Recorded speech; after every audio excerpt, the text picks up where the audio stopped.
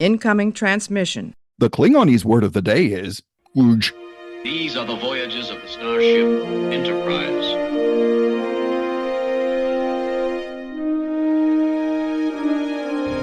So, this is a huge victory for the good guys. Scotty, beam me up. Resistance is futile. Live long and prosper. To boldly go where no man has gone before.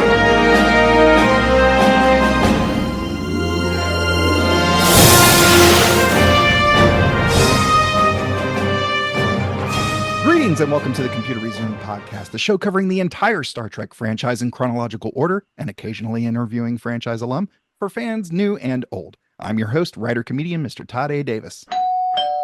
For over 25 years, you've seen him in all 3 Law and Order shows, Courage the Cowardly Dog, 20 episodes of The Riches. He played Eli in 6 episodes of Heroes, 12 episodes of the originals as Father Kieran O'Connell. In 12 Monkeys, he played Deacon for 35 episodes, and I feel like I'm forgetting something. Oh yeah, he is Captain Liam Shaw in season 3 of Star Trek Picard. Actor, writer, director, and nerd's nerd from Chicago, Illinois.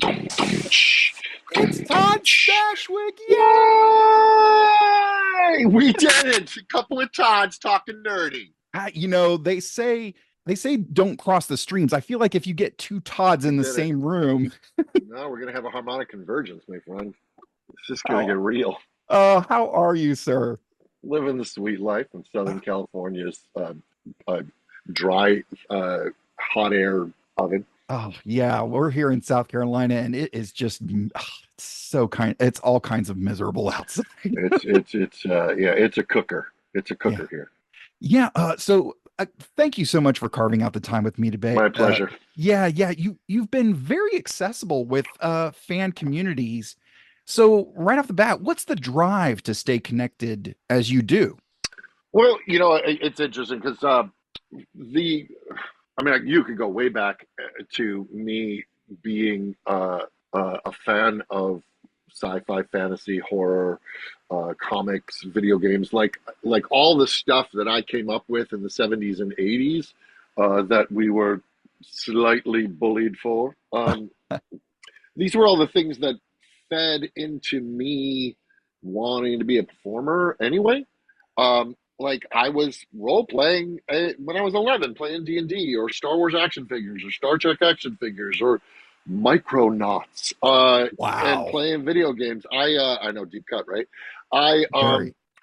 So I love consuming this kind of entertainment, and so it's such a treat to be able to make this kind of entertainment. And I think I understand fundamentally where the joy comes from. So Zach Levi, not dropping names, we just happened to be at a convention together, and we were talking about conventions and fandom and whatnot. And he made such a beautiful way to put it, because I came up in the theater, he came up in the theater.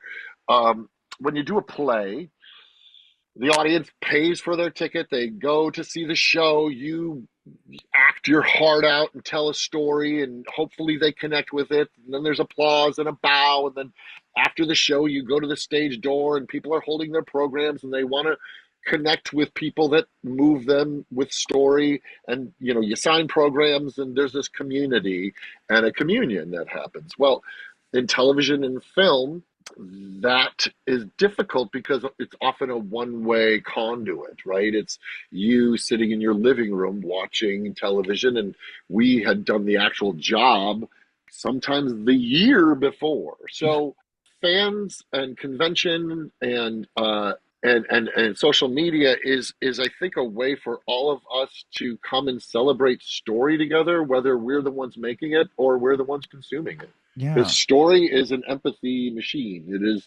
is the way that we see the world through other, and we feel test emotions with very low stakes. Right. So it's a very powerful place, and when you've moved somebody even though I don't know that I'm doing it because I did it last year, but somehow something you do on screen connects with somebody and they're like, wow, this helped me get through the death of my father, or this got me through my parents' divorce or a bad breakup. I just recently had a dear friend say that season 3 of Picard was her anchor when she was going through rehabilitation, cancer treatment, Oh, and wow. it's just, we never know what it is that or why it is that we connect to something. But I think I like to stay connected with the fans because they are so kind.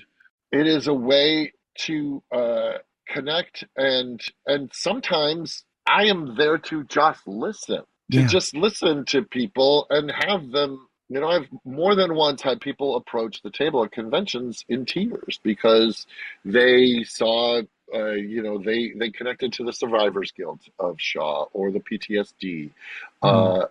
or like I just said, their father passed away and Star Trek was the show that they bonded over with.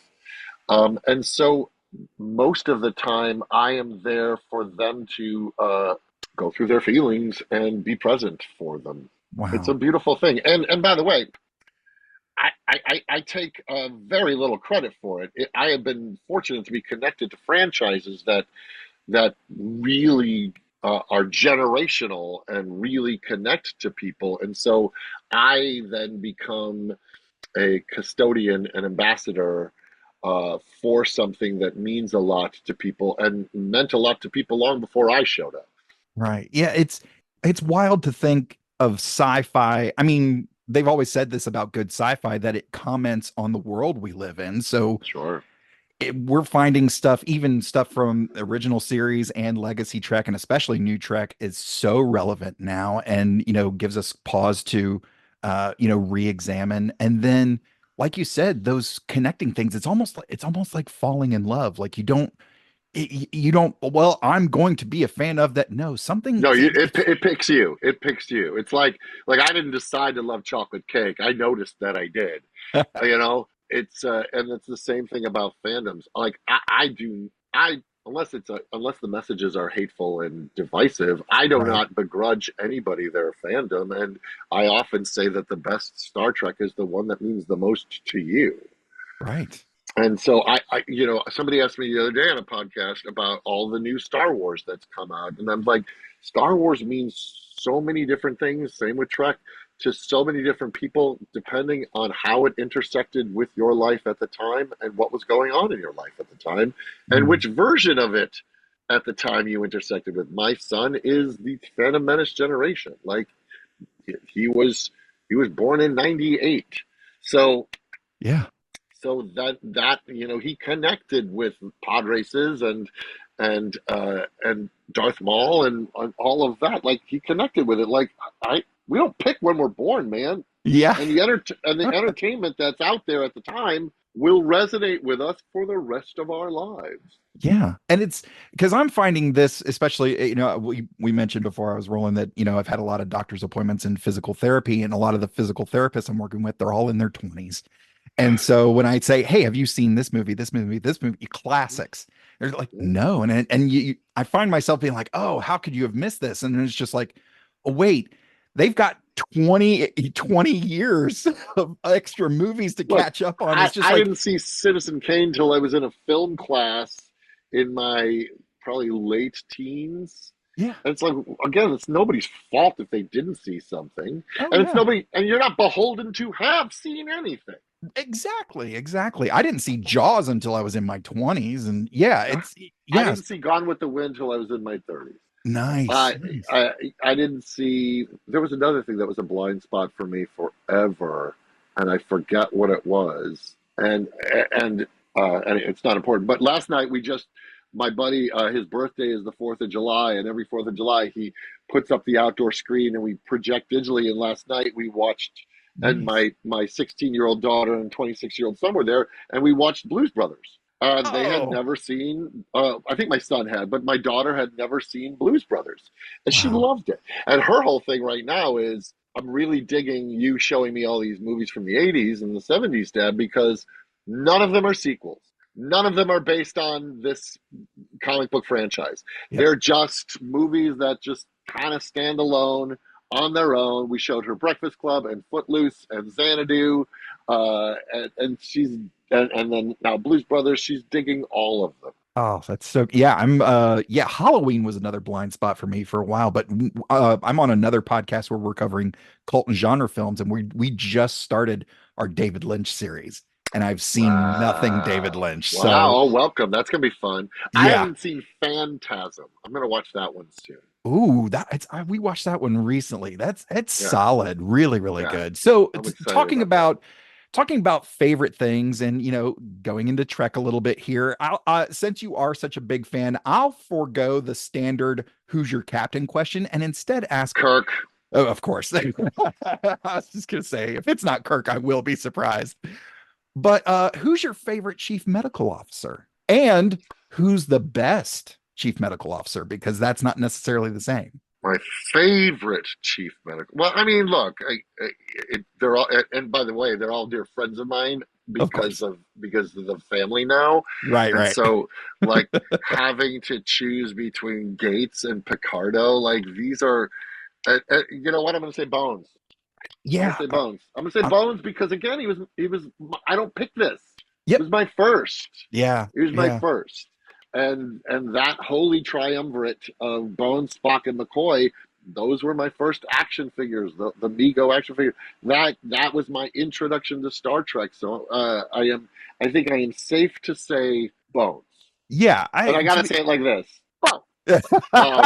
That was great. That was a great Kirk, sir. On the Star Trek cruise, one of the things the Now Visitor does, she'll get a classic Trek script, and then we do a staged reading of it. Oh my God, and that we sounds did awesome. Spock's brain, Oh, and I got to meet James T. Kirk. It was very fun. It was very fun. It was very fun. God, that sounds like so much fun. So Bones is my guy too, as well. He actually reminds me of my dentist. This just kind of this old country doctor, and he Sawbones. Yeah. So as a Chicagoan, would you like to take this opportunity to respond to Jon Stewart's rant on New York pizza versus Chicago deep dish? I have very publicly gone on record as saying I don't engage in pizza wars. I don't engage. Going back to what we just said, which is if you grew up in New York and you were given pizza and you love it and you attach that pizza to amazing memories of youth and the taste of it, and it is more than just the slice that you fold in half, good on you. Yeah. I'm glad that it makes your heart pop. I grew up on deep dish pizza, so why would I begrudge anybody the thing that they love and the regionalism to it? A, I didn't pick that I grew up in Chicago. I just did. B, I didn't pick that I was served deep dish pizza and I liked it. I noticed that I liked it. So pizza wars to me, I mean, they're fun. They're like sports teams. It's like you root for your home team. Right. I get it. I don't follow sports, so I am not much of a tribalist when it comes to pizza. If Jon Stewart doesn't think it's pizza, then it is Jon Stewart's prerogative. Terry Metalis and people have called it a casserole. They don't like their East Coasters, so some reason I always say it's also like Los Angeles. Like New Yorkers hate Los Angeles until they don't, and then they decide that they don't, and that's okay too. I've never been territorial about that stuff. I've lived in Chicago, New York, Detroit, and Los Angeles, and Toronto. I have eaten many cuisines from different parts of the country. I happen to love deep dish pizza. I'm not saying it's the best. I'm saying it's the best for me. This has been a special message from Todd Stashwick. Yeah, but I get the sport and the comedic currency of leaning in and going off. Right. I get it. Good on him. He's a comedian. That's his job. I love Jon Stewart with all my heart and soul. And his rant was hilarious. Yeah, it's really funny. Yeah. Speaking of funny people, you've mentioned in quite a few interviews your inspirations: Bill Murray, Tom Hanks, Harrison Ford. I am those three in a blender. Yeah. I was gonna say, yeah. Any specific works of theirs that really jump out at you? Well, Harrison Ford clearly. Oh, I always say this. Han Solo is my favorite Star Wars character. Of course. Indiana Jones is my favorite Harrison Ford character. Nice, nice. I like that. I love both of those roles. Harrison Ford and I were born in the same hospital. Ooh. Apparently, that hospital makes heroes. Whatever. I love the scoundrel, the rogue, I love what I love about Harrison Ford, and I specifically try to put this in. This is a big thing I've stolen from him. Is there's a slightly beleaguered, exhausted quality to him. It's not that he can take a punch or throw a punch. It's he'll get back up Yes. slowly, take his time. Okay, he's ready to get back in the fight. And Yes. I love that nature. It's why I think we love Indiana Jones and Han Solo. It's not my fault, but then he'll keep fixing the hard drive, or the warp drive. It's getting knocked on his ass and dusting that hat off and popping it back on, and here watching those knees buckle. Nobody takes a punch better than Harrison Ford. Tom Hanks. I'm going to say an obscure Tom Hanks performance, but it's my favorite, and that's Joe versus the volcano. Nice. Yeah, I mean, Another blind spot for me, unfortunately. it's so good. Mm. It's so weird. It should have been. It's an independent film that was marketed like a major Hollywood release, but Huh. it's very much a quirky, weird, independent film. It's very stylized. It's very wonderful. Meg Ryan plays three different roles in it. It's so Wow. weird and wonderful, and it's funny and it's romantic and it's beautiful. I first came onto the scene watching Hanks on Bosom Buddies and Mm. probably the alcoholic uncle on Family Ties. Oh, Um, wow. those and then Mazes and Monsters, of course. Of Um, course. I was wondering if we were gonna oh yeah. scoot by But that. but Joe vs. the Volcano is probably my favorite Tom Hanks performance. Saving Private Ryan is pretty darn great. Mm. I've always found him. He's quirky. He's fair. He's big-hearted. He's funny. He's always made me Yeah. laugh. Yeah. And is one of the few impressions that I do, and that is here's my impression of Tom Hanks Oh, please. Yes. from Joe vs. the Volcano.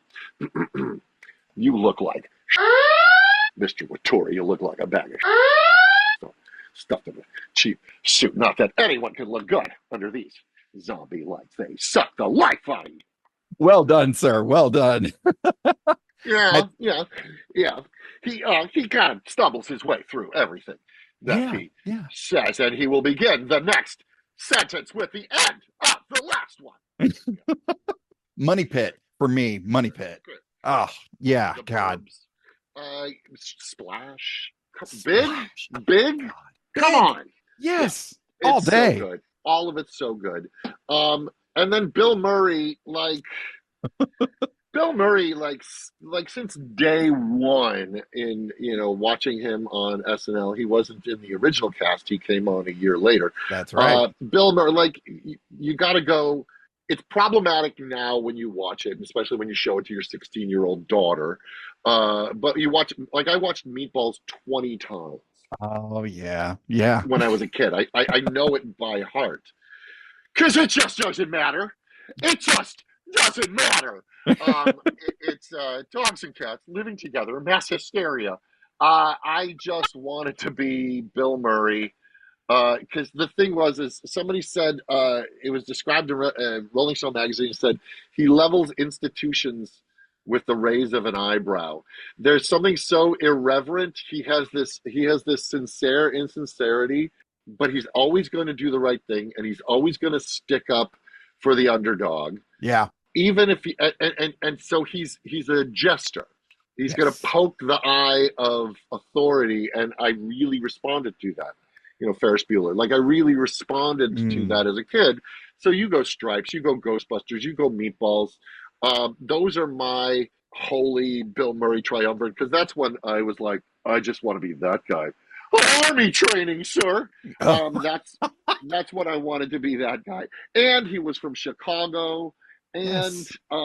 and he wasn't like, he's goofy looking and same time handsome, and and he's still, the ladies found him charming. Again, Meatballs is very problematic when you, there's a few scenes where you go, oh, that's a little too 80s, Oh, white yeah. white male flex, but that's also the film style of the time. Things it ages poorly, but it's also one of my childhood favorites. Like, Yeah. are you ready for Rudy Rabbit? Rudy Rabbit. You know, yeah. Here's the thing. Yeah. You've mentioned more than one John Hughes movie since we've been Yeah. talking. Yeah. Is John Hughes like shoved in your face, or is it just kind of woven into the fabric of I think as well, being in Chicago, and look, I was 17 when right? Ferris Bueller came out. Like, it was Perfect. wish fulfillment. And I think most certainly because of Breakfast Club, Mm, I think it was a time when we felt, look, I'm Gen X. I am like, cut me, I bleed X. right. Um, and we were the latchkey generation. Both of our parents worked. The key was under the mat, or we literally wore it on a chain. Mm, We came home and our parents weren't home. Like, yep. we had to. Somebody was like, we were feral, and I think Yeah. like I mean, look, I had very attentive parents, but I think by and large, Breakfast Club was one of the first widespread movies where we felt seen and not talked down to. Mm-hmm. Mm-hmm. John Hughes had a knack for treating teens as people and not a market group, and not as children, but Mm, as burgeoning adults. And I yeah. think they were smart. The kids were smart. They were hurting, Yeah. and they had each other. And so I think as Gen X, we were locking arms in many ways because okay, this has come up many times, but know this: in the 80s, there was a PSA at the end of every news broadcast that Mm. said, it's 10 p.m. Do you You know know where where your your children children are? are. Yep. This is not a joke, folks. This was real. Mm-hmm. This was real. Every night, parents were reminded to remember to find out where their children were. Yeah. So that breeds a certain type of child. So, but going back to John Hughes, and again, much of his stuff doesn't age well. You watch 16 Candles; it doesn't age well. Yeah. But a lot of it, and it was a product of its time. There's network or studio pressure, like, put more sex in, show boobs, like stuff like that. Right. It has to be viewed within the context of its time, but also called out on its foibles. And hopefully, we don't make the same mistakes that other people made in the past. But John Hughes, there was so much wish fulfillment, and the kids felt autonomous. They had a sense of self possession. Yeah. And I think that might be the first time that mainstream movies weren't about, we're peeking through a hole to watch women take showers. It was kids sitting down and looking at each other going, my parents ignore me. And again, I say this saying my parents were much more hands on and attentive. Mm. But by and large, it was a campfire to which my generation gathered round, and then soundtracks were freaking awesome, and the Yeah. cars were great. Oh, yes. Bow, bow. Oh, yeah. And by the way, let's talk about Ferris Bueller. And Yes. there's two things. There's two things. Ferris Bueller is about a kid saving his friend from suicide. Yeah. Ali Sheedy's character is a victim of sexual abuse in Breakfast Club. Yep. It's underneath the surface of that film, and he couldn't state it overtly. Yeah. But you watch that film and you see so many flags that this girl is being abused in Mm. ways. There's a lot of red flags there that go. When Emilio Estevez asks, how bad is it? She goes, it's bad. Yeah. And then her only answer is, my parents ignore me. Yeah. It's huge. And so Yeah. he was able to take these films that we think of as wonderful comedies, Hmm. and Ferris Bueller is like, when we meet Cameron, he's in a tomb. Yeah. He's in a coffin. Yeah. And then he literally sinks to the bottom of the pool. Yep. Yeah. It's his last effort. Ferris loves his friend. His last effort to try and get his friend, not save his friend, try and get his friend to save himself. And it is Cameron who saves himself. Yeah. He walks to the precipice, and the car is the sacrificial lamb. Yeah. The car dies for Cameron. Yeah. It's brilliant. I always love to have the discussion with people, about movies, and we inevitably end up coming to Ferris Bueller. And I always am quick to point out, it's like, you realize Cameron is the main character. Oh, it's his story. He's the one that goes through the biggest change. Like, Yep. that's His catharsis. Yeah. It's his catharsis. Yeah. Have you heard the Ferris Bueller Fight Club theory? That Ferris doesn't exist. That it's all Cameron. That it's all happening in Cameron's head. Yeah, That's funny. That's funny. Look at it's a quick Google search will reveal some stuff, but it's a fun theory. Anyways, It's a fun theory. I don't buy it because the movie ends on Ferris. right? Of course, yeah. Yeah. But yeah, God, great insight. Yeah, in other things in Chicago, and getting back to you, it's you got on with Second City in Chicago. That's a huge step Oh, thank you. for performers. I don't think people realize what a big deal that is. Thank you. It was a dream of mine. Yeah. Yeah. What is something, because I mean, for folks who don't know, Second City is kind of like the step before bigger performances on a worldwide scale. It is a school, it is a performance space, it is a Touring company. It's a resident company. Yeah. yeah. What is, if there was one thing that you learned from your time in Second City that you still take with you to set, what is it? Stay nimble. Nice. In every sense of the word, I imagine. mean, stay nimble. Be open to change and embrace it and celebrate it, and sort of smoke them if you got them. Right? Like these are always the good old days. Mm-hmm. They're always the good old days. Yeah. So enjoy the time that you're doing the thing. Like, just have as much fun as you can in any of the circumstances. Make your work your play. Fight for what you believe in. Yeah. But it's all over too quickly. I mean, I was my time in Chicago was 90 to 95. I was in the National Touring Company. Then I performed and wrote a show at Second City Detroit, and then Second City Northwest. And then I was courted by Saturday Night Live in 95. They flew me out with a bunch of other people. That was the year that Keckner and Nancy Walls got hired, and they were in my resident company show at Northwest. And so it was an amazing. I was a kid. Yeah.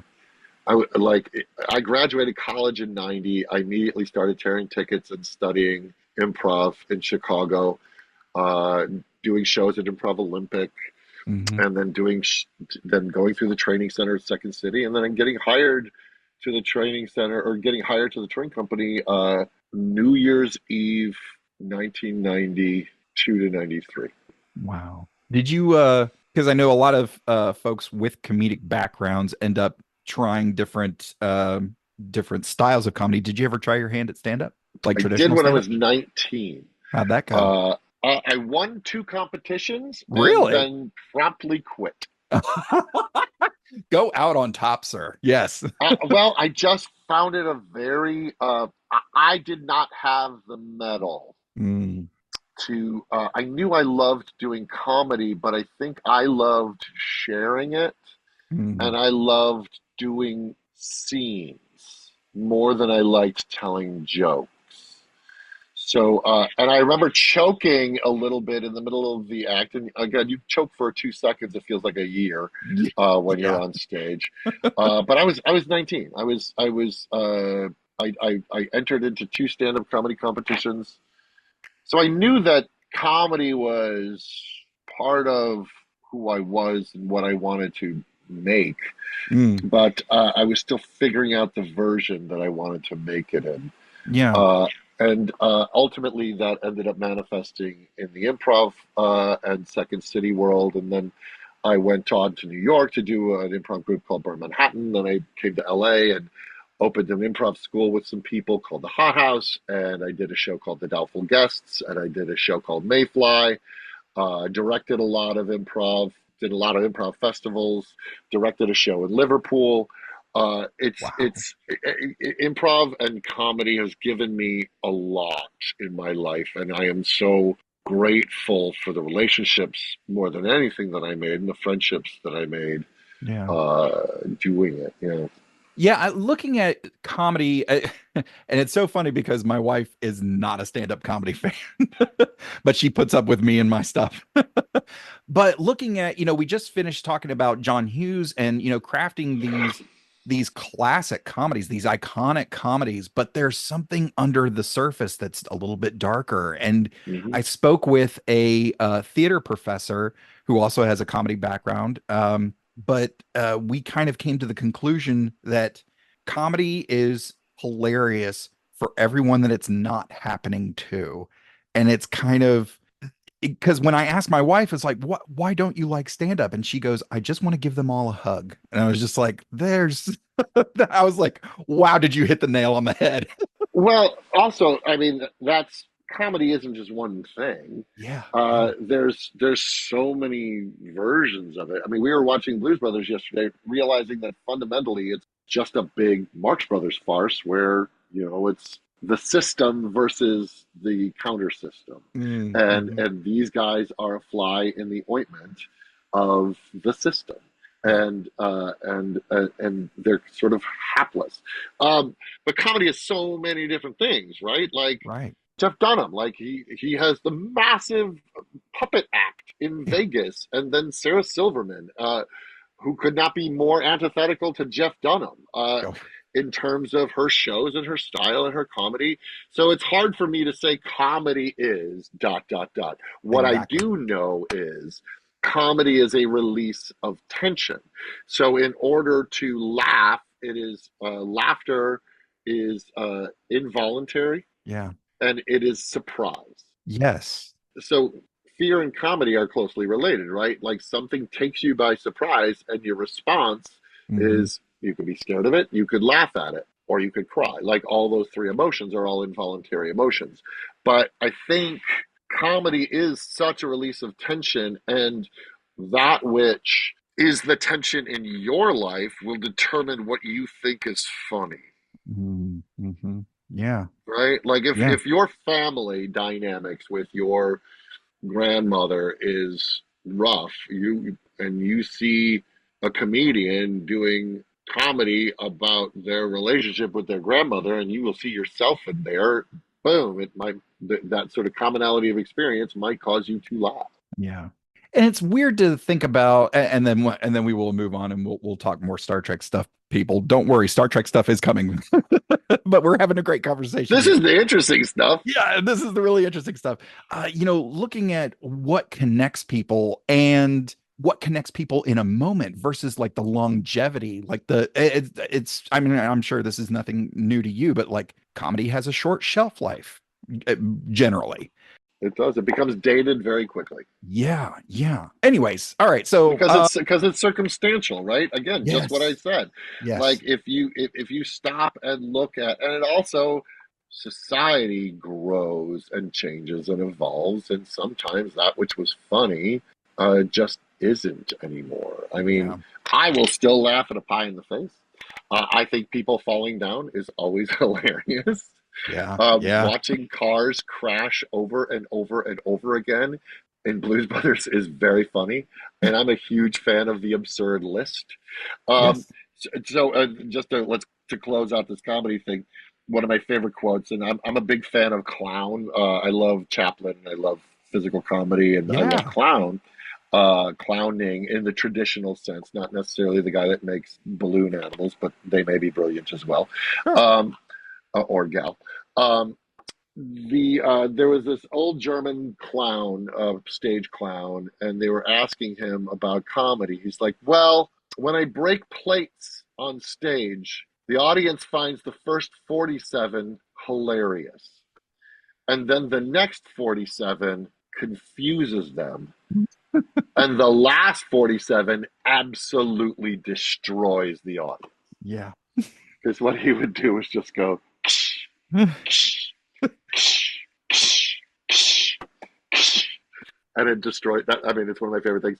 And then the other thing that I think Bill Irwin says, Bill Irwin, famous American clown, also dips his toe into nerddom, part of Star Trek, by the way. He plays Saru. He plays, is he Saru's, not Saru's brother, but one of the beings of Saru's race. Yeah. The Kelpians. Bill Irwin, yeah, the Kelpians. He plays the Kelpian, the one that had that mind blast. Oh yeah. He said the essence of clown is getting yourself in and out of dilemmas, and that's such a great rule for writing. And he says what a clown does is they will take their foot out of the bucket only to put it in another bucket. I love it. That's so great. Yeah. I could talk to you about comedy all day long. But so moving on, you've mentioned many times that Shaw was written for you after you worked with Terry Matalas on 12 Monkeys. But most savvy Trek fans know that it was not your first time in the franchise. And since you didn't have to audition for Shaw, did you have to audition for Talok in your appearance in Enterprise, and what was that audition process like? Oh, well, of course I had to audition for Talok, and that was, I don't know how many years ago. That's over 20. Well, almost 20. It was season 4, so yeah. Yeah. So I don't remember. And yes, it was an audition. I seem to remember thinking, this is cool. I'm going in. When you bring it up, I actually picture the room. Look, I spent a lifetime impersonating Spock because I had the action figures. I used to stare in the mirror and I would pull my ears up and lengthen my face to try and raise the eyebrow to try and get the countenance of Leonard Nimoy. So I understood in my soul kind of that stillness of being a Vulcan, yet I knew that he was a Romulan, so I had to have the sort of the thunder rolling underneath it and be tamping it down. And there's a moment where, and I tried to select moments even in the audition where I would let that leak out, and people could see the sort of the rage and the anger and the emotion, very much in my scenes with Jolene. Where I would try to just let it bubble to the surface to kind of give people hints of what's to come. So yeah, that's what that audition process was like. And then it was really fun to have them, cover up my eyebrows and put the eyebrows on. I got to keep my ears, which I then put in a little glass box with my Romulan symbol, and I gave them to my uncle, who was one of my 2 relatives that introduced me to Trek.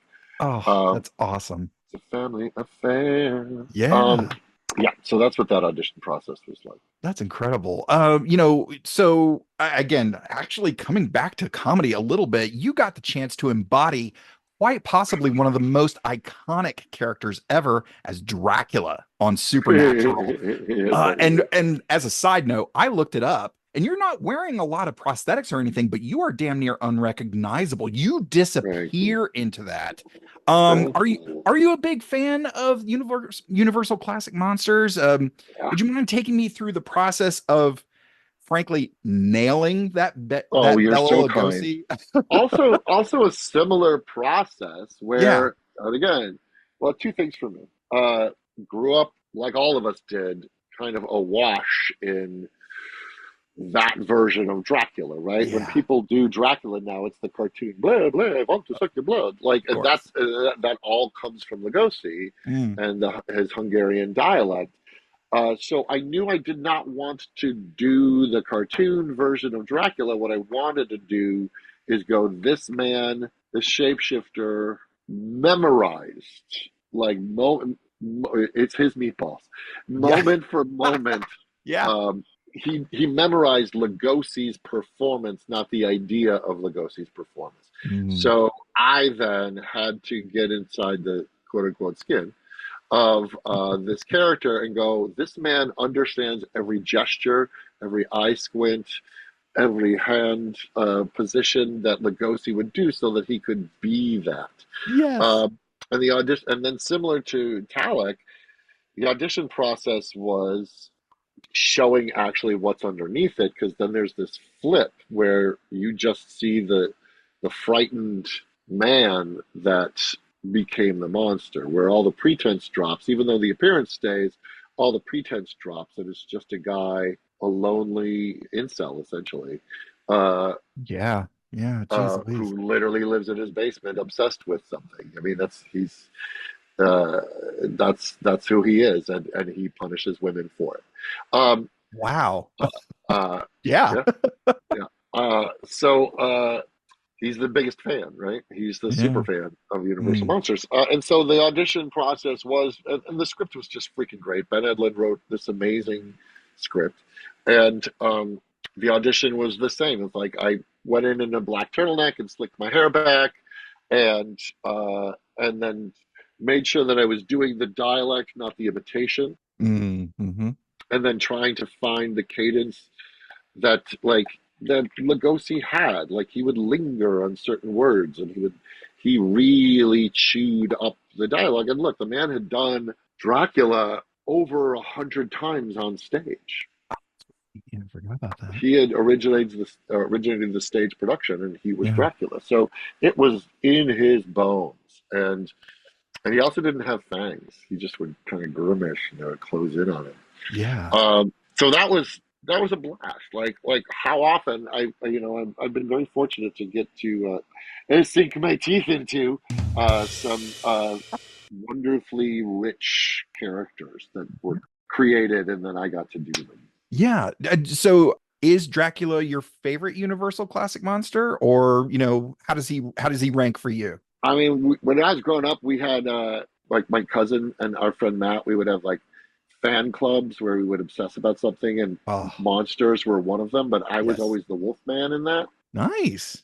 I always embraced the Wolfman, which is a bonkers film as It well. is. What time period does it take in? I don't know. I don't know. There's cars, there's wagons. It's weird. Yeah. It's in this sort of nether time, but it's beautifully shot.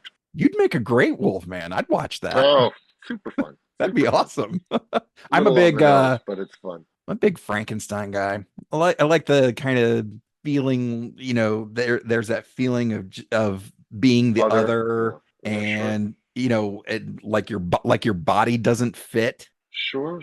You're made up of other people. Yeah, You're yeah. chased by villagers. Yes. Oh, yeah. Yeah, man, that's great. Yeah. So after your run on Heroes, you partnered with artist Dennis Calero on the online webcomic Devil Inside. Yeah. Any chance we might see Devil Inside again in the future? Maybe in Well, another it's not medium? finished. Well, that would be amazing. I mean, interesting. So we did that comic, and we Yeah, put it on free. Put it up free. You can still read it out for free online. I found it. It's Yeah. still out there. It's still out there. You have to kind of cycle back to the beginning and read it. That was such a key to a lock, because when I did Heroes, it was sort of right after the writer's strike Mm. of '07, '08. And then I met Dennis in '09 when I was doing Heroes. And after the writer's strike, I was like, I got to own what I make. Because being at the flotsam and jetsam of union strikes and stuff, and I'm very, very pro SAG and Writers Guild. I'm very supportive of my unions. Absolutely. But I did notice, I'm like, wow, the way that the currency in this town is owning your ideas, because that's what you can buy and sell, and you can be a producer on a project and be a creator. And so when I met Dennis, we were like, he's like, do you write? And I said, I do. And then he said, do you want to collaborate? You write a comic and I will draw it. We will put it out for free, and we will put it out once a week.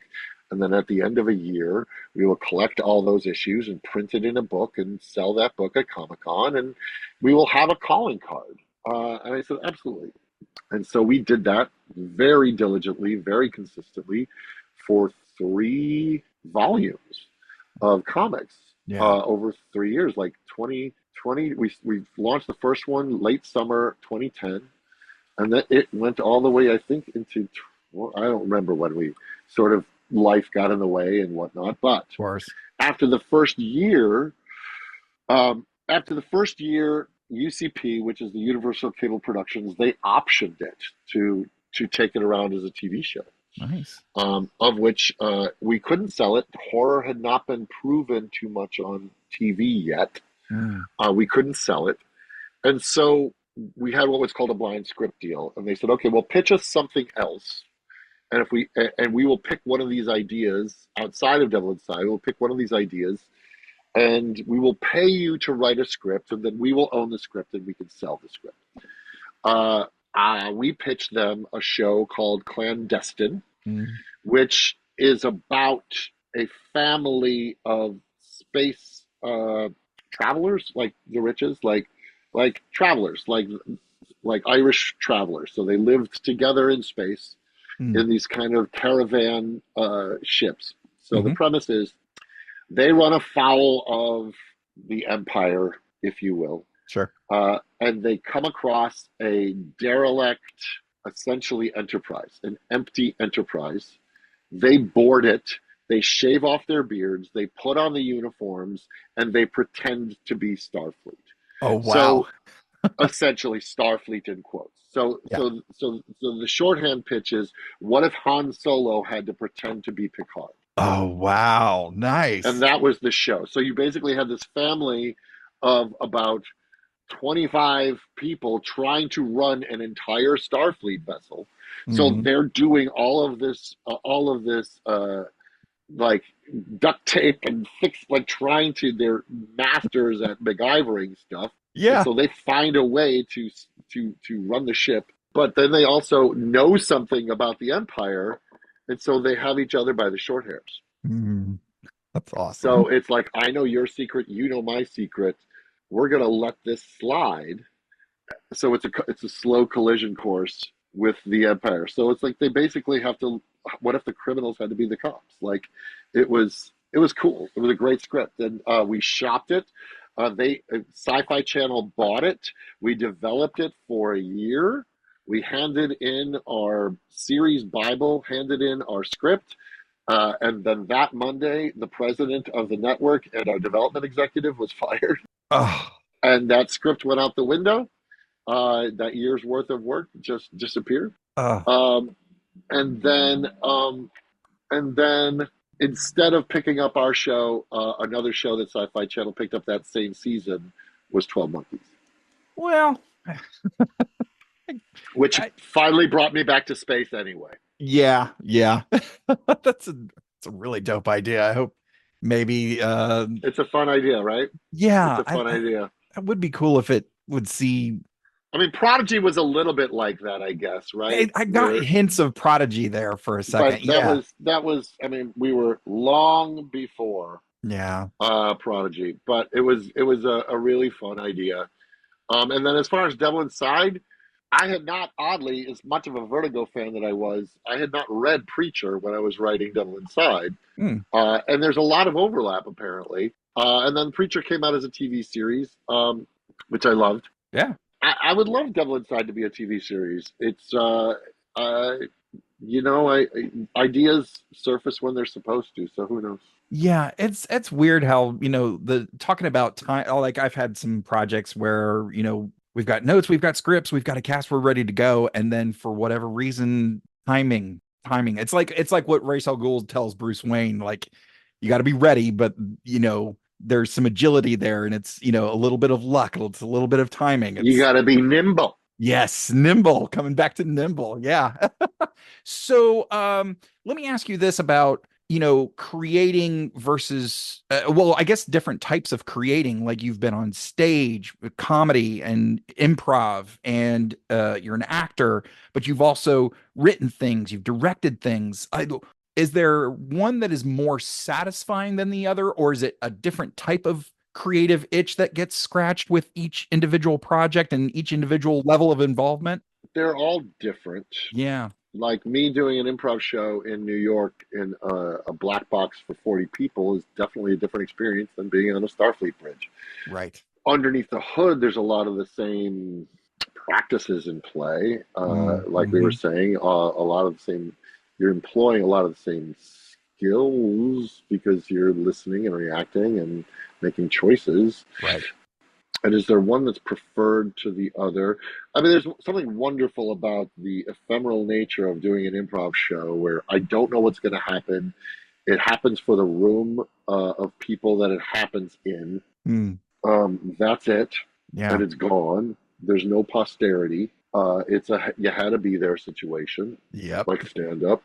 But there's also something quite wonderful about the intimacy of doing a scene with somebody in a hushed, quiet set, even though there's dozens of people, everybody gets quiet and you do the scene, and Yeah. then the best version of your work is then edited together, and then sweetened with sound and makeup and color treatment and music, and then it's pumped out to the masses. I mean, there's something quite wonderful about having your work memorialized like that and reaching a far bigger audience than the 40 people that I'm performing for in a black box basement. But I will say, somebody once said to me like they're like, "Oh, I just want to work with the best people." I'm like, "Well, what does that mean? Are you just suggesting Meryl Streep?"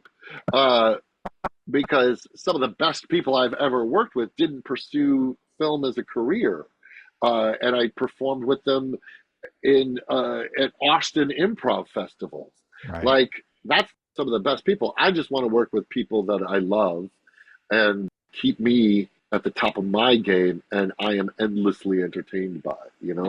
Like I am fortunate to get to improvise with certain people and do plays with certain people and do TV shows with amazing people.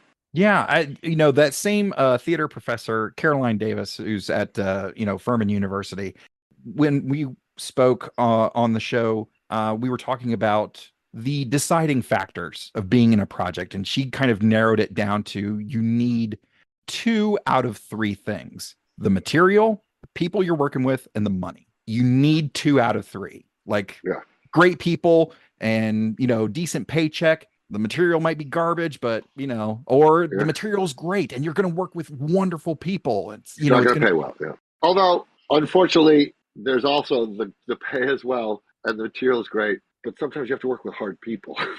yeah, So oh yeah, let's not yeah, let's that's not it. breeze I over mean, that I've been element. very, very fortunate in my career to work with wonderful humans.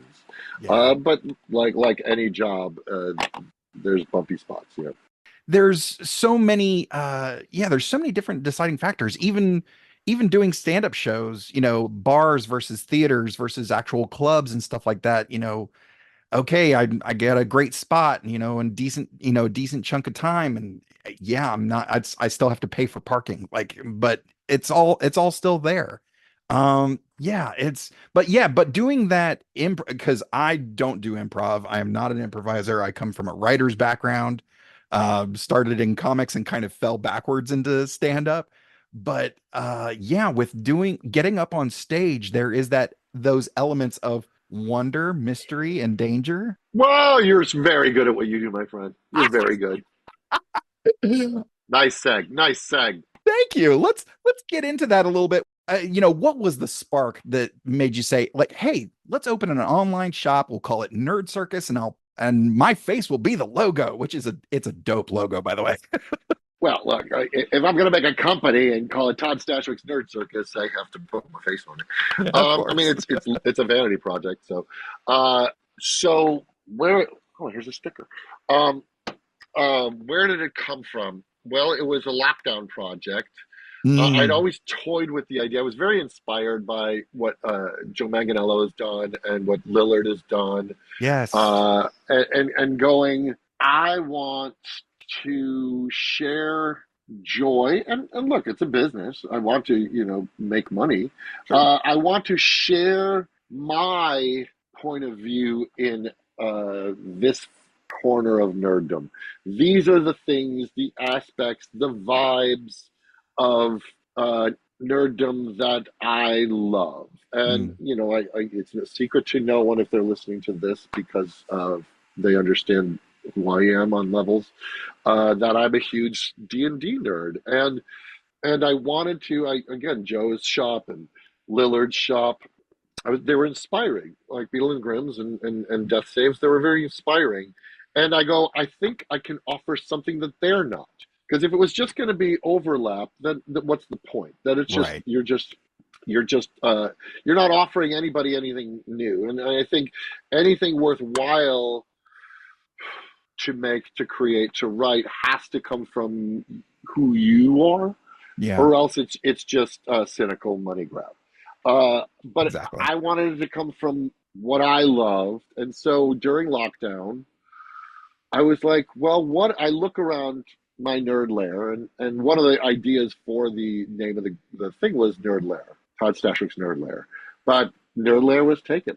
And I guess there was a rather successful, like nostalgic video game review show on YouTube called The Nerd Lair.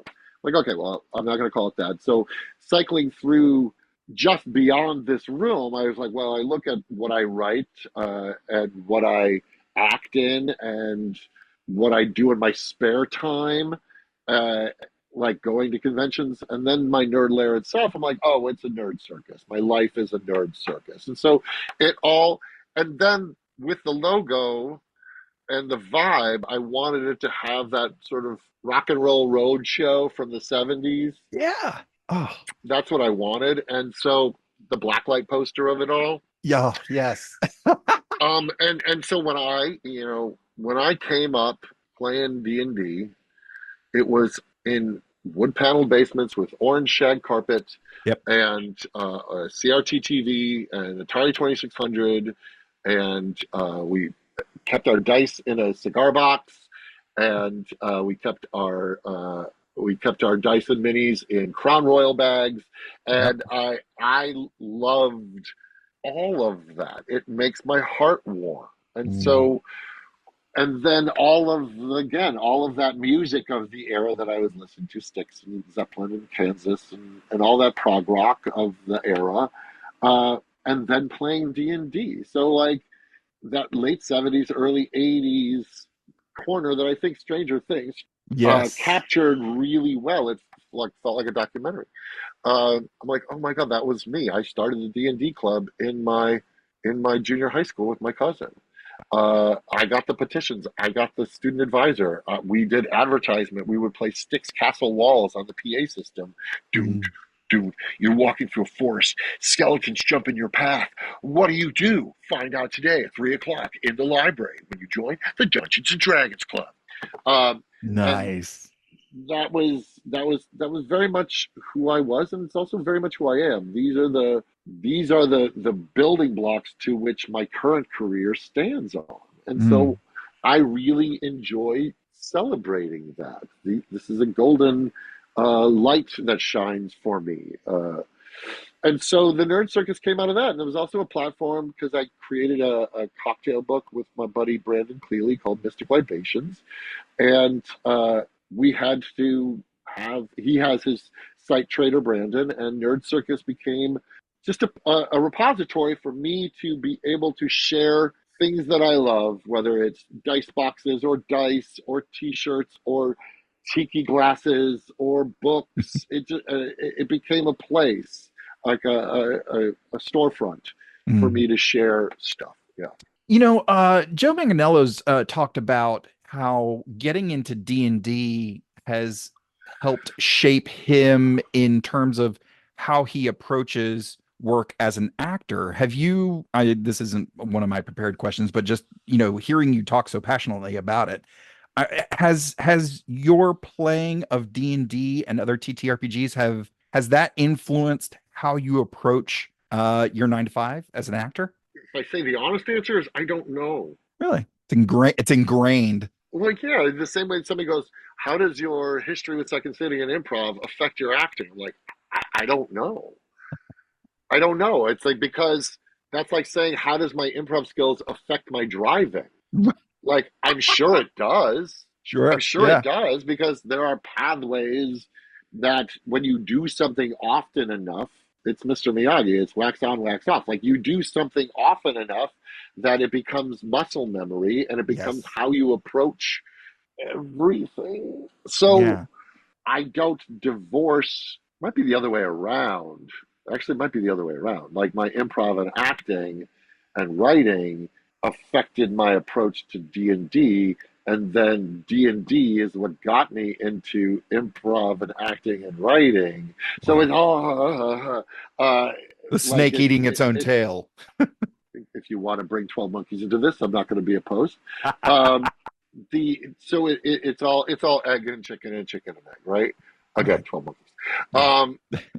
So I don't know. I can't say. I can say that when I'm working on a D&D adventure for people, much of my understanding of act structure Mm. and the timing and shape of a game. I mean, I'll do voices, quote unquote, when I'm dungeon mastering. I really won't if I'm playing a home game as a player. Mm. I Hmm. will for streaming because that's for an audience, and I'll give the character a voice. But I am much more of a I pace around. When we're playing D&D, it's much more of a problem solving event rather than a role playing event. Right. Right. I'm not doing scenes with my fellow players. Hmm. It's much more, I say what my character says. I don't say it in the character's voice.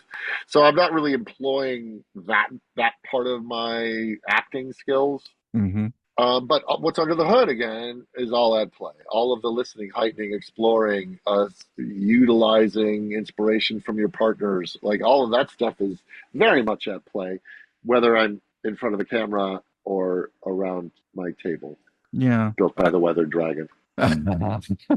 Well, you mentioned Joe and Joe Manganiello and Matthew Lillard.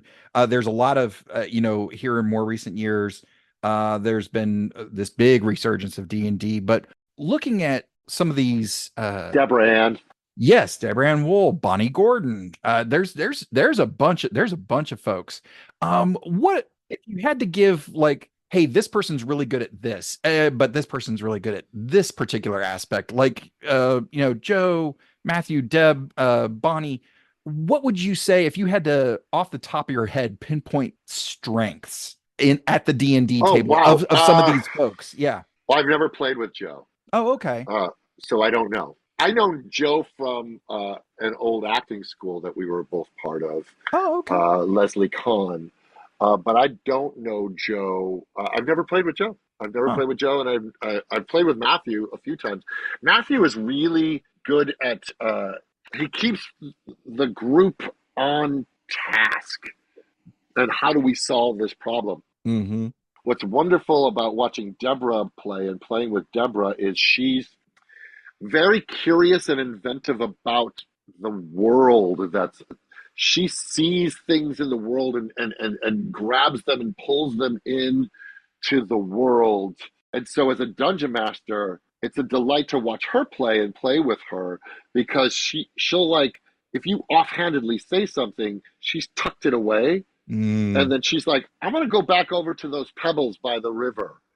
I want to see, are there any blue pebbles among there? Why, yes, there are. Okay, well, as a druid, I take a few of those blue pebbles. You know what I mean? Like, she's very holistic.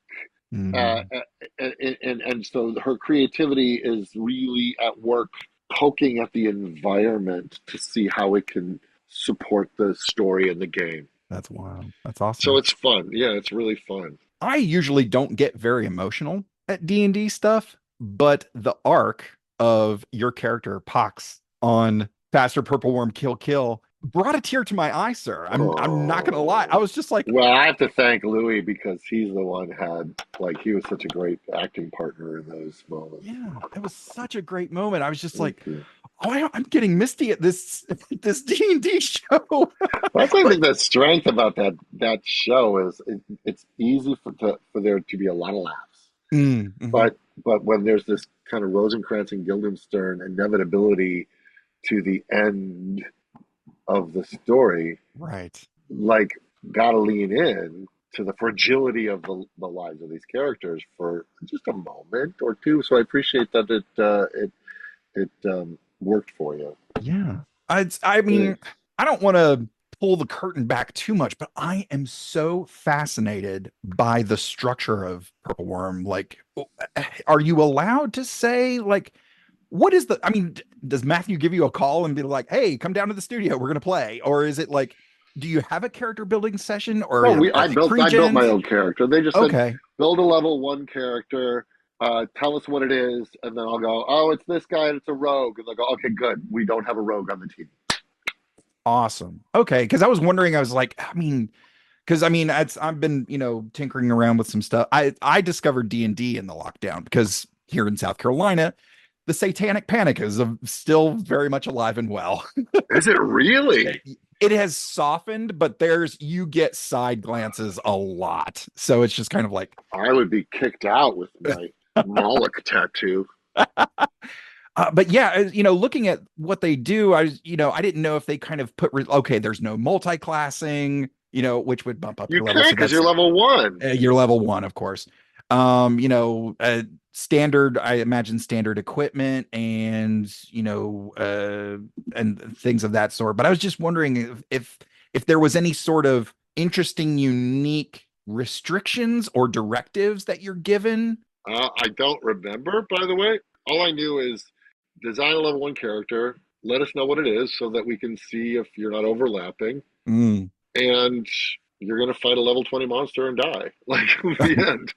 Like that's what I knew about the structure. Now that being said, I got to play a game and run a game at the Guild Bar in LA. Nice. We did them live in front of an audience before right.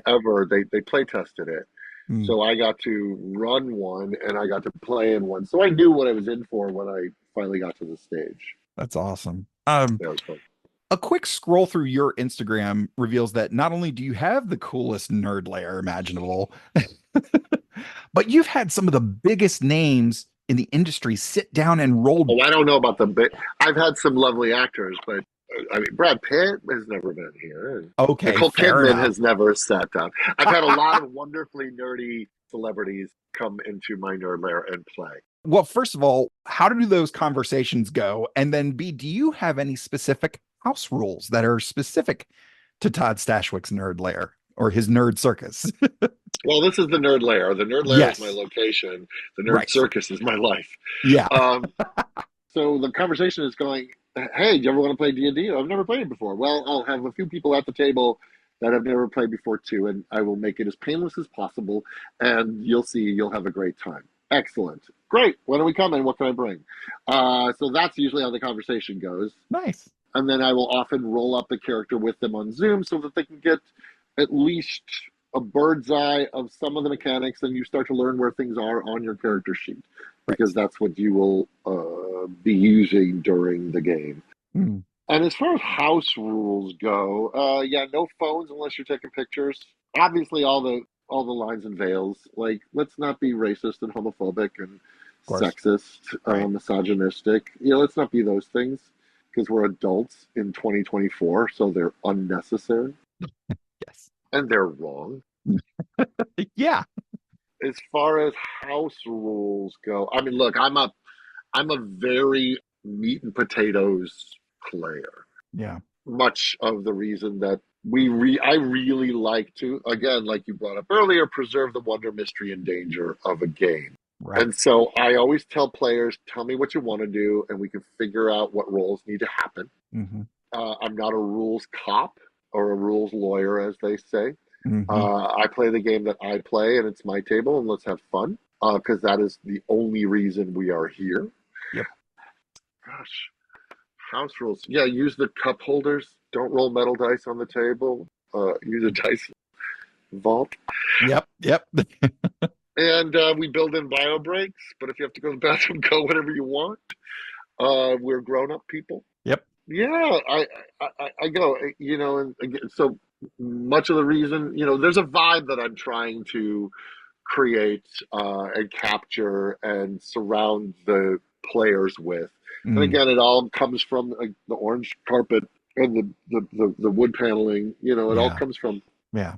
from that place of youthful innocence Yeah. that I approached the game from the beginning, like the things that excited me about it. Not nostalgia so much as a vibe. Like when John Williams wrote classic orchestral music to back Star Wars, that certainly wasn't the modus operandi for music at the time Mm, in the 70s. There was a yeah. lot of needle drops and a lot of other stuff. So when he was doing this and reaching back to the stuff that influenced him when he Hmm. was young, there's a freshness to it. Yeah. And so with the ProgCore project, trying to use those feelings that are evoked from this kind of music, these kinds of stories, this kind of tone to the game, it's not a nostalgia trip. It's new wine in old bottles. It's trying to evoke a vibe. Yeah. I tried some, well, at Trek Long Island. I ran the little game for Flip and for Danny, and we got into this area where they were fighting this big monster, and they were tapped out. They're just running out of steam. It was just kind of like, Run what are we? away. Yeah. Oh, I said, look, I tell you what, they're without getting into, I would get really nerdy on you, but I was like, hey, tell you what, you can take your sword and fire it with your bow. But the flip side of that coin, and if it hits, you'll get the damage from your sword. I'll give you that. But now you don't have your sword in your Of hands. course not.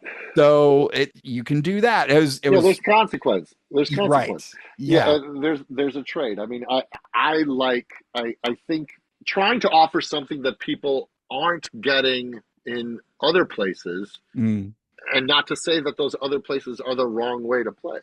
yeah. I'm saying I want to offer this as an option in the same way that I would go, hey, tonight let's get ramen. like let's offer another way to have a meal, Yes. because sometimes you want to play like this and sometimes you want to play like this. Sometimes you want a cozy game where your characters open a pie shop, Yep. and sometimes you want a game where the lethality is higher. The encounters aren't balanced, Yeah. and there's consequences to your actions. I think a lot of so I really like the game Mazes by Ninth Level Games. A lot of games right now, or a lot of current Dungeons and Dragons, are crafted so that your character, it's harder to die. Right. Your character is much higher powered at a lower level, Hmm. and the encounters are balanced Yeah. so that it's much more like a video game. I will wipe out this room, then I will move on to the next room. I will wipe out, Yeah. which is not wrong. It's not a wrong way to play, and there certainly is a draw to the power fantasy Sure. Yeah. of D&D. It's like, again, and I think a lot of D&D is very much influenced by anime and Avengers and Of and course. and Pokemon, and there's a lot of generational influence of entertainment and how it's seeped in to the gameplay. And I think a lot of current D&D is much more like the Avengers and less like Lord of the Rings. Mm, hmm. Lord of Hmm. the Rings is simple people that calamity hits, and they got to figure out how to go out into the world and fix it. Right. And there's some, and they level up as they go. They learn about themselves, they learn about their party, they need their party. With ProgCore, we like to say your sharpest weapon is your wits, and your greatest magic is your party. Doesn't mean you don't have Mhm. magic, doesn't mean you don't have a sword, but it's like it's about the collective problem solving Yeah. and how you can creatively get your way out of a problem. And I'm not saying people aren't playing that way. We are just trying to share from our point of view a way that we run our games that people seem to enjoy, Hmm. that captures a spirit of wonder, mystery, and danger. And then the aesthetic influences for me are reaching back into, like, again, the thing that lit the fuse for me was Rankin and Bass Hobbit. And then Bakshi's Lord of the Rings and Wizards and Excalibur and Dragon Slayer and Legend and Beastmaster and Hawk the Slayer and all that weird synth. And then while we were doing all this, while we were rolling dice and watching these things, we were listening to Styx and Kansas, and we were listening to Yes and prog rock and Rush and those sinister synths that scored Legend and that vibe. Yeah. I love that vibe, and I wanted to codify it in the same way that you codify steampunk, in the same way that you codify cyberpunk. And if I say cyberpunk, you go, oh, it means this. Right. And I say steampunk, oh, it means this. You say ProgCore, you go, oh, it's this kind of fantasy. Yeah, so this leads great into talking really diving in on ProgCore, which I'm so excited. I backed the first day, and I was just Thank like, you. Thanks, Todd. I'm so excited to get my copies and everything. You're So still hoping. oh yeah. So let's start at the very beginning. How did you meet David Nett? Like, yeah, what was the spark there? So David, so season 3, going into season 3 of 12 Monkeys, Terry Vitalis called me. He said, "Get ripped." And I said, "What? I'm 48. What are you talking about?" He goes, spoilers for people. He said Deacon is being taken prisoner and he's going to have been in jail for 6 months. So go Robert De Niro, Cape Fear, ripped. I'm like, when do I have to be this kind of shirtless ripped? And he goes, we're going to shoot in like October, November. This was late July. Oof. So I had about 4 or 5 months to do this. And so I locked it down. And then one of the things, I called my buddy Blair Herter, and he was co-partners at a gym called Nerd Strong at the time. And he goes, I'm going to connect you with my friends, and they're going to be your trainers. Meanwhile, on the other side of my world, I had announced online I finally wanted to play D&D. This was 2015 because 5e had come out. I'm like, I want to play D&D. I need people. I need a tribe of people to play D&D with. And Yuri Lowenthal, who plays Peter Parker in the Spider-Man games. Nice. He also plays Spider-Man, but I shouldn't tell people that. I'll bleep that. Yeah, cut that part. So he shows up at my house with the starter kit and says, I want to play D&D too. And he hands me the starter kit. I'm like, okay, I'm going to learn how to DM, and then we're going to get a game together, and we're going to do this. And then I got 12 Monkeys and was essentially out of commission for 3 years. Mm-hmm. So then but in the middle of all that, I started training with David and Christy. And David's like, I'm a DM. I know and love Yuri. When you are done with 12 Monkeys, we will get a game together and get you back to the table. And I was so excited. And we've been playing that game ever since. Wow. Ever since 12 Monkeys ended. Are you still playing that character? What? Oh, okay. So give me the, race, class, background. Half elf, sorcerer, ranger, pirate, like sailor. Nice. Sailor background, yeah. Very cool. Very cool. Yeah. Okay. Side note. So have you, because you've mentioned a couple of, there's of course D&D, Wizards of the Coast. That's the world's oldest, greatest role-playing game. Yeah. But there are third-party content creators now, of course, ProgCore being third-party content, or at least adaptable for third-party. Yeah, it's agnostic. Yeah.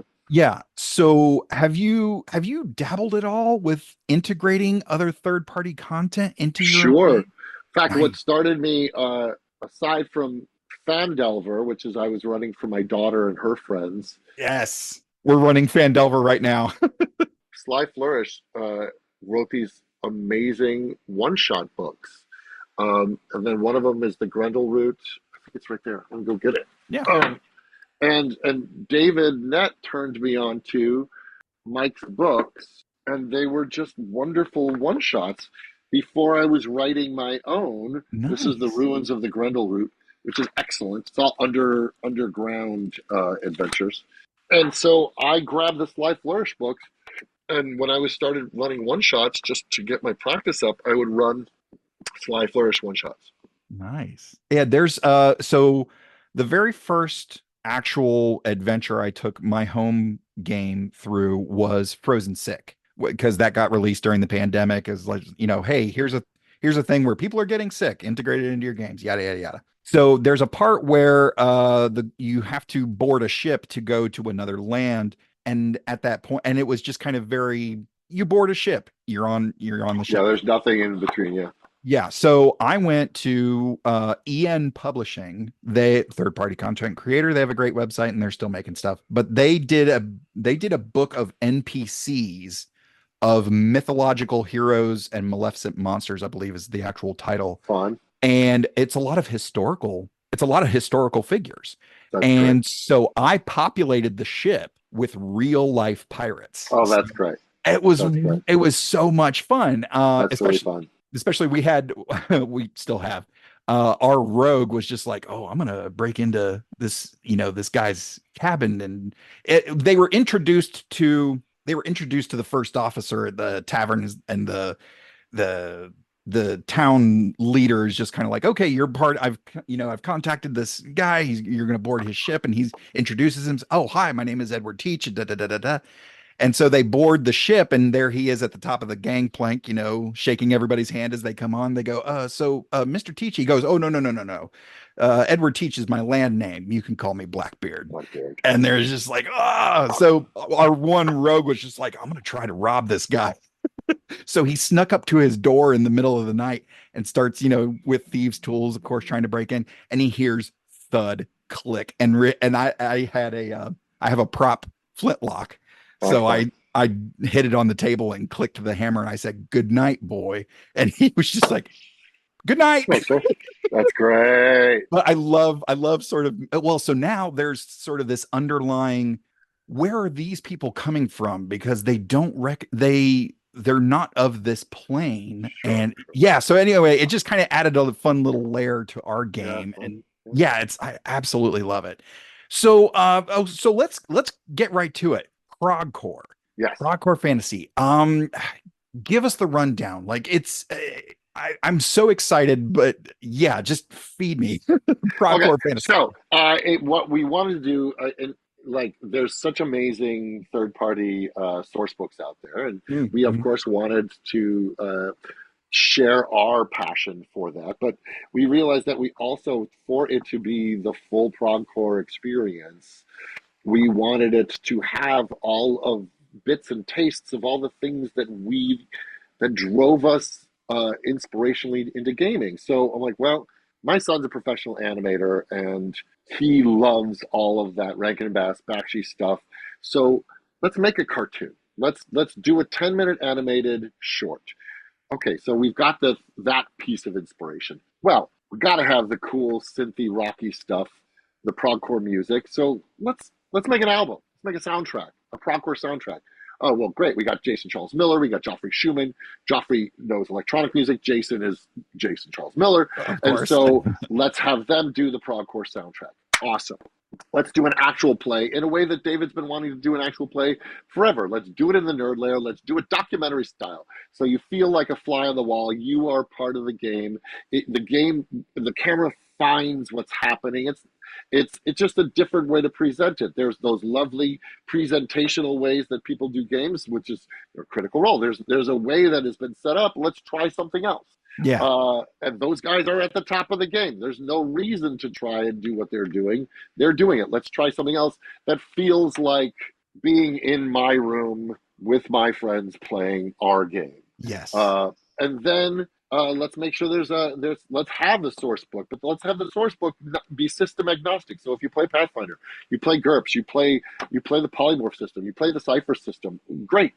Whatever you play, do it ProgCore style. So it's going to be a book of tips and hints and inspiration of approach. One example is perhaps choosing whether or not to balance an encounter. So that it's unpredictable. So that wonder, mystery, and danger exists. If I'm a level 1 character in Faster Purple Woman Kill, it's one thing. But if I'm a level 1 character and I round a corner and then suddenly we find ourselves face to face with a black dragon, run. Yeah. So that idea of I don't know, and then maybe sometimes the monsters run. Maybe.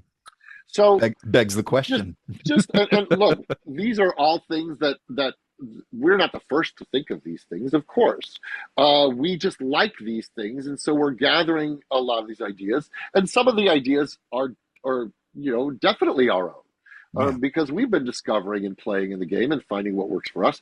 Then the rest of the book is going to be the setting, which is the Dark Age of Fear, which is a world that will be ripe to explore wonder and mystery and danger.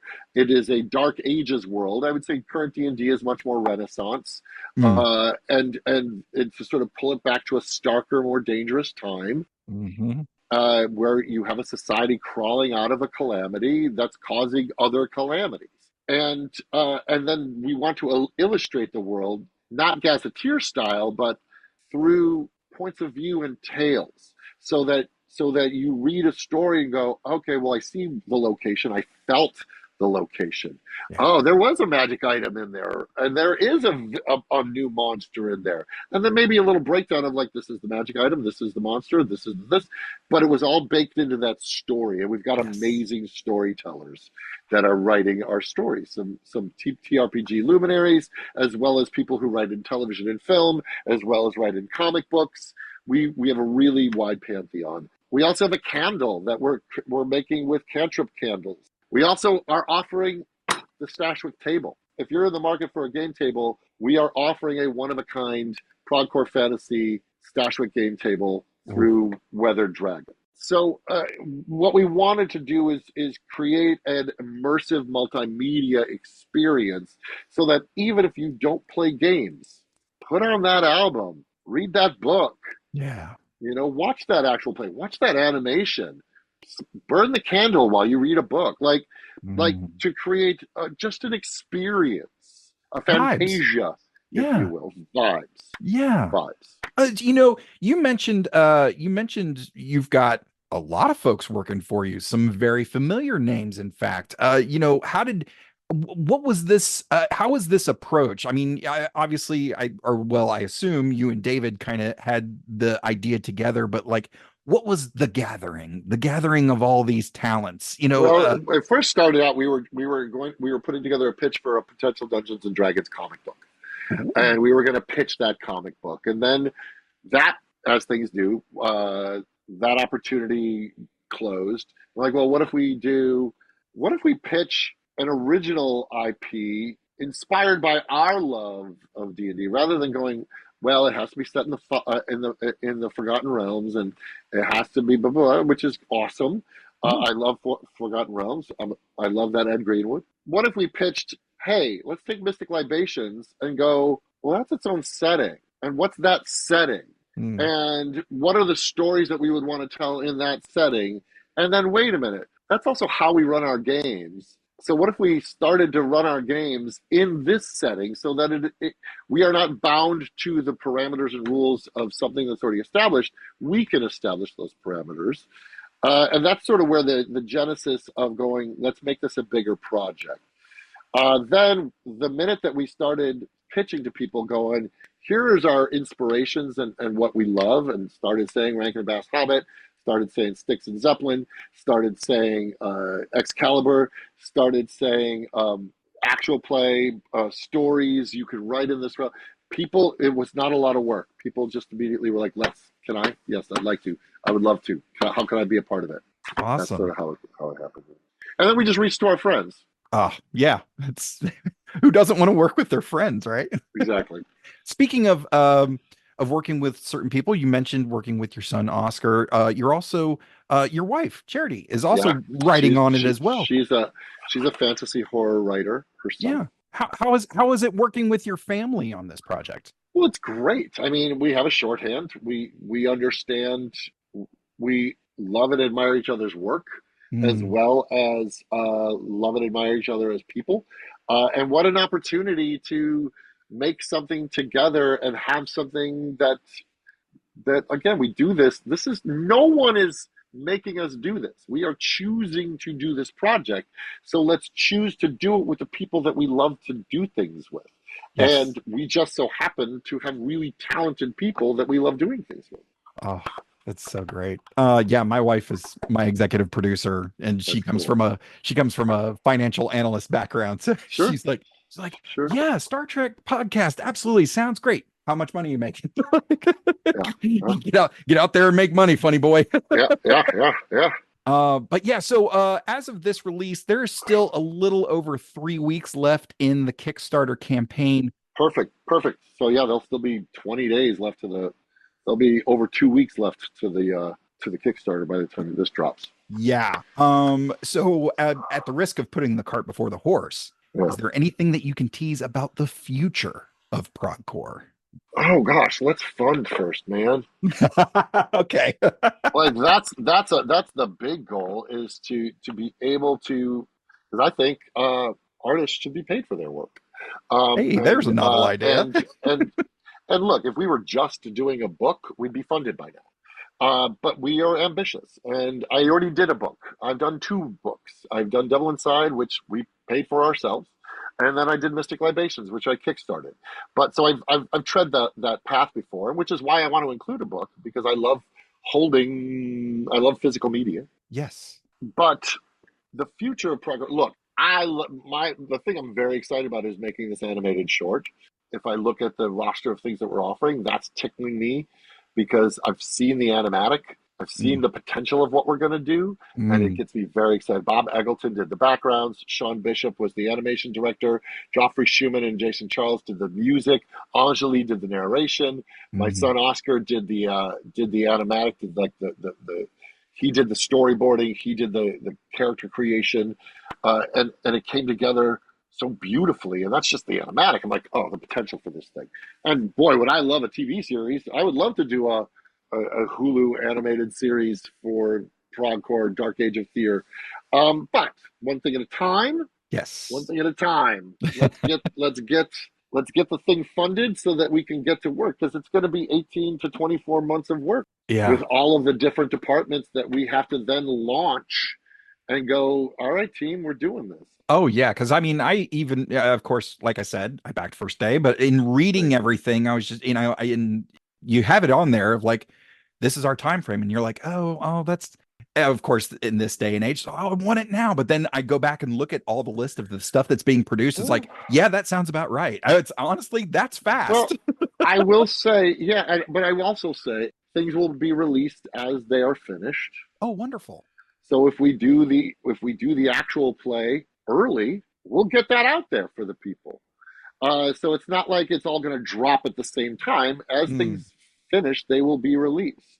That's awesome. Also, I'm very realistic at the timetables of things, and you want it right, not rushed, and we want to give people what they paid for, and make it the best version of that thing. But it is ambitious. It is ambitious. We're swinging big because we think it's worth it. Yeah, absolutely. And like I said, I'm super excited. Go to ProgCoreFantasy.com. Just go to ProgCoreFantasy.com. Yes. ProgCore Fantasy.com. Yeah. It's, as of right now, I think we are, because this is 2 weeks before this come out, or a week and a half before this comes out. Yeah, about a week and a half. We are, I want to say it was roughly halfway. We are at 67,464 of a proposed 150 grand. So we're inching towards halfway. Nice. So, and it's a holiday weekend right now. So we know the shape of Kickstarters. We understand how they work. We're making this for people, by people. Like, yes, we're making it for the audience that I think will dig it, but it's going to take that audience to help us make it. Ours is really an old school Kickstarter in that it's, a lot of companies use Kickstarter.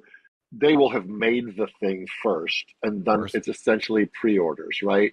So Kickstarter is there to pay everybody back for the thing that's already made, and it comes out quick, which is an amazing business model, and it's working, and it eliminates the middleman, and it eliminates the need to have, because it'll then pay for, like, this project will then pay for the next project, but then you have to kickstart that. So, and that's awesome, and it works for people. We literally cannot make this until it's backed. Yeah. It's not that we are pre-making it. We're working on it. Right. David and I are working on it. Yeah. And everybody has ideas, and they're kicking in the stable to jump out and run. But this is a like an old days of Kickstarter where it's like, if we fund, we make this.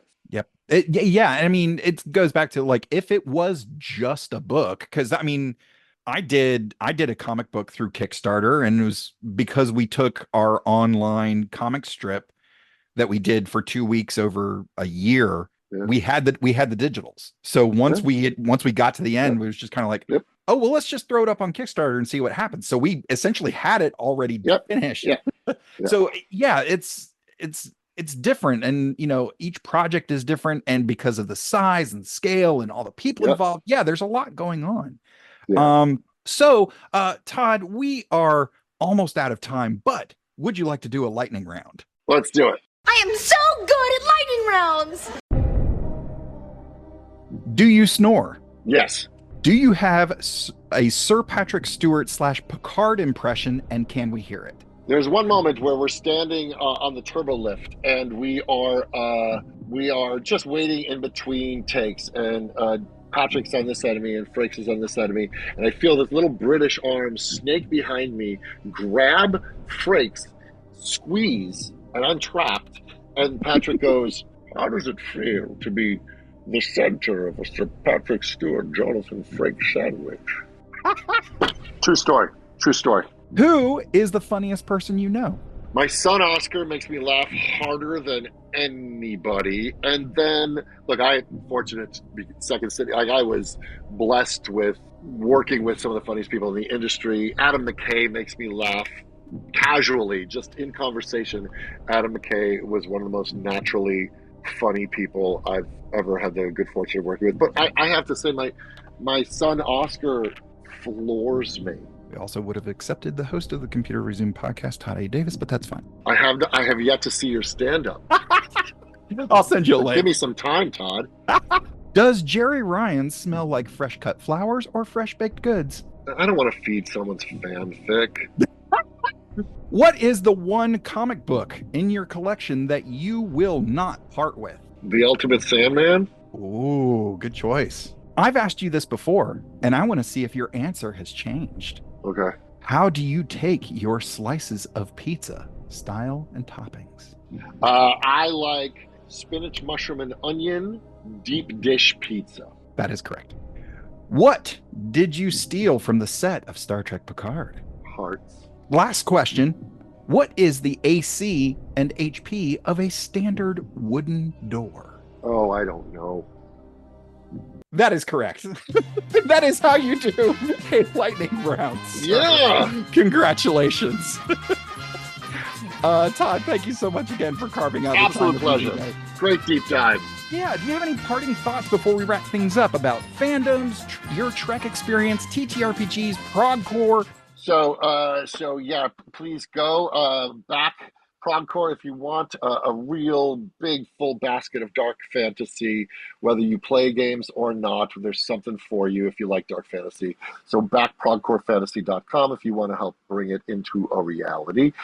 Be kind to yourself and each other, especially in fandoms, because again, the thing that you like is the best thing. That's the best thing. And don't disparage other people for liking something. You don't have to like everything. Keep those conversations, amongst your group of friends. Don't disparage somebody else for not liking something. It's a big world, and we all come at it from different places. So above all, just be kind to each other. And I want to thank all the people that have lined up to watch my shenanigans in whatever form it has taken. So thanks, everybody. And where can people follow you specifically on social media? T Stashwick on Instagram, Todd Stashwick on X. That's pretty much the two places that I live. And I am at Mr. Todd A. Davis on all of the socials. From all of us at Computer Resume Podcast, thank you so much for listening, and I'll see you in 10 Forward.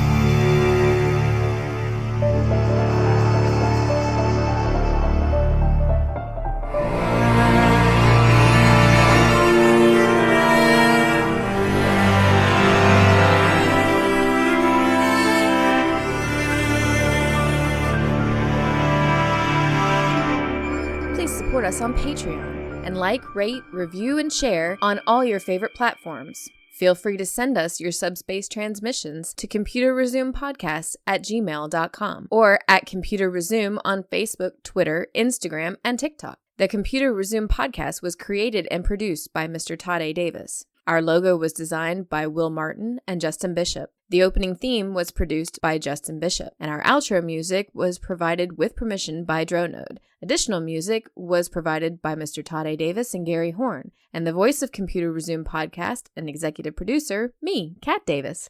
Hashtag LLAP. We'll see you next time. Going through a Star Trek. We're doing Star Trek stuff in space. We probably got some phasers and shuttle pods, and we're gonna find a brand new race. How's that for a slice of fried gold?